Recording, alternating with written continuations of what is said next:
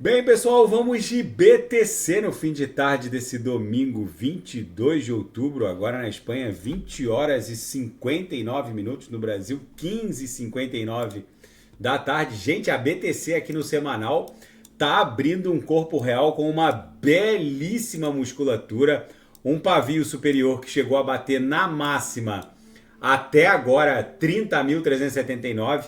Aqui no MACD, a exponencial curta cruzou de baixo para cima contra a lenta.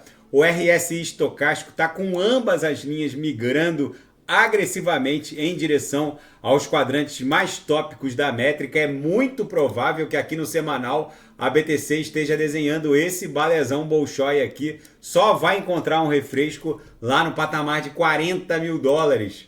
No diário segue a sequência de corpos reais compradores com protuberâncias ascendentes. Não há nenhum sinal de engolfo. A BTC está caminhando forte em direção a 32 mil dólares. No gráfico de 6 horas, apesar dela ter dado uma leve recuada, a nossa onda 1 teve essa extensão e é por isso que a nossa onda 2 com as subondas também, a nossa onda 2 teve essa formação triangularizada, a nossa onda 3 vai ter a mesma extensão da onda 1, apesar dessa subonda aqui corretiva, e deve levar a BTC para 32 mil dólares. No intraday, nos 5 minutos, a BTC parece que está desenhando uma grande cunha triangularizada. Vocês vejam que o nosso sinal ofertado, quando deu essa agulhada aqui, voltou rapidamente para VWAP, foi lucro no bolso dos assinantes. Foi XMR e o SDT, sinal lindo de ver.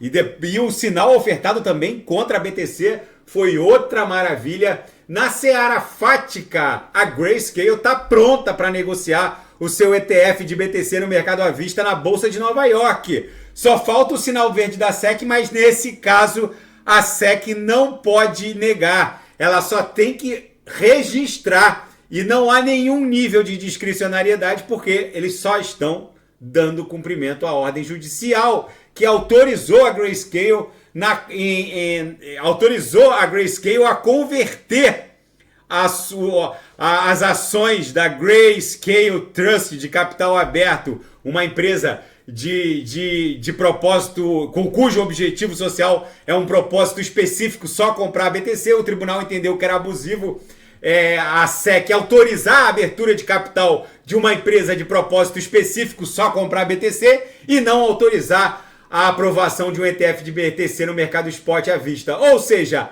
daqui a pouco começa a estreia de um ETF de BTC no mercado spot à vista, no mercado tradicional norte-americano. E até agora, as soluções de camada 2 e os ambientes DeFi brilharam em 2023. As NFTs até agora falharam. A grande pergunta é: será que nessa próxima mega corrida de touros as NFTs voltarão a brilhar como brilharam no último bull run da BTC, em que ela bateu 69 mil? A gente viu CryptoPunks e, enfim, uma série de coleções de NFTs valendo milhões de dólares. E até o presente momento, nenhum ambiente play to earn ou nenhuma série de NFTs até agora emocionou o mercado, por assim dizer, e pelo andar da carruagem, parece que as NFTs não serão as vedetes desse novo bull run. Vamos ver.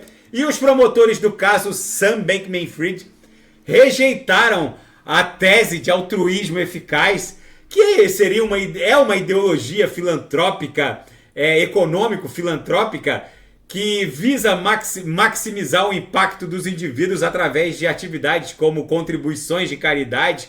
Enfim, é o que o Sam Bankman-Fried fazia. Ele saía doando à torto e à direito, mas ele também investia em muitas startups que agora estão valendo bilhões e até teria como gerar recursos para pagar o prejuízo que ele causou aos clientes da FTX. Os promotores falaram que esse casuísmo de algum investimento com base nessa ideologia econômico-filantrópica ter dado certo, entra num subjetivismo e numa seara completamente aleatória que não pode ser usada como um argumento de defesa. O fato dele ter feito investimentos altruístas para até melhorar a qualidade de vida da sociedade como um todo não o protege e nem é um salvo-conduto para praticar a apropriação indébita, que é o que ele fez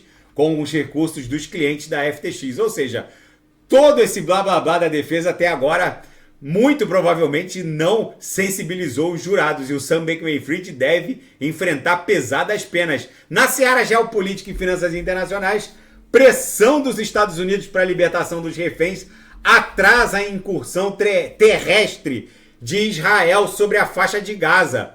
Esse imbróglio continua e a Apple reage a essa tsunami que foi a inteligência artificial generativa e vai colocar a inteligência artificial generativa em todos os seus dispositivos.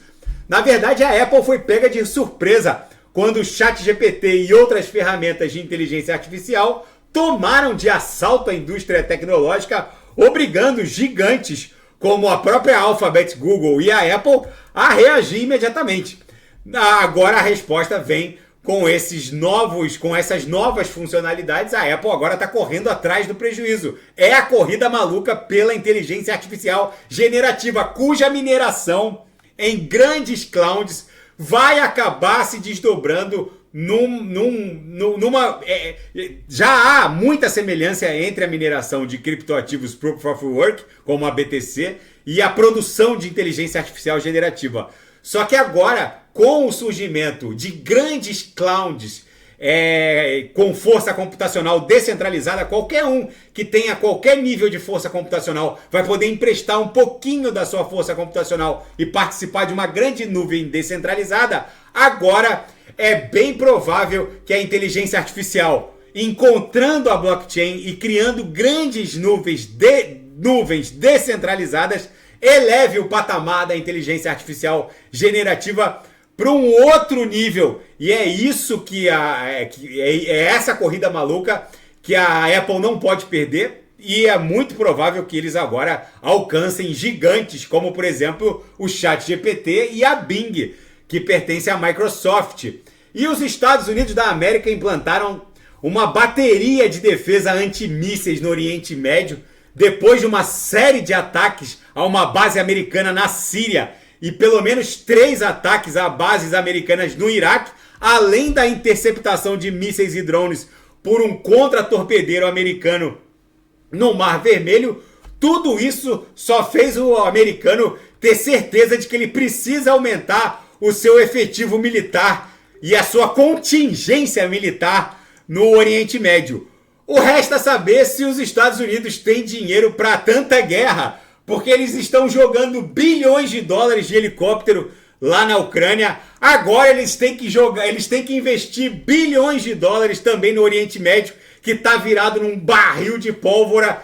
Tudo isso é muito bom para a BTC. Que venha a nova rodada de impressão de dólar, porque o mundo, pelo menos do ponto de vista bélico e de um eventual Armagedon nuclear, tá precisando de uma bela rodadinha de impressão. Rodadona! E é isso que vai levar a BTC para $1 milhão. Gente, a BTC vai com certeza estender essa onda 3 até 32. Lá no diário, essa movimentação tá muito clara. É bem provável que a gente só encontre um ponto de inflexão relevante nesses cumes aqui, tá bom? Se nada fugir do script, eu volto amanhã para analisar a própria BTC. Fiquem com Deus e quem quiser sugerir alguma análise, é só colocar nas mensagens abaixo. Até amanhã, grande abraço, fiquem com Deus.